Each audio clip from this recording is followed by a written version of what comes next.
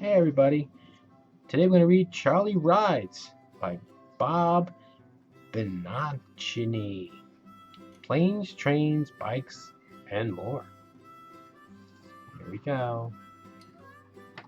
This is Charlie, and he loves to ride bikes with Dad when it's sunny outside. Soapbox cars in a downhill race. A rocket ship to outer space. Sleds in the snow down Gooseberry Hill. In his grandpa's boat, the Lil Jill. It says Lil Jill right there. This one actually says Large Marge. People name their boats. In a plane that goes fast. Woo! In a balloon that goes slow.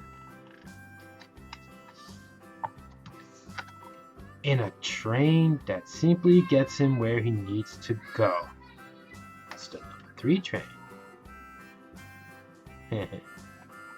That's so nice. And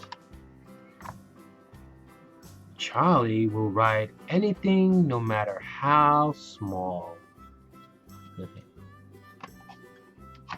But this is his favorite ride of them all. Can you see it?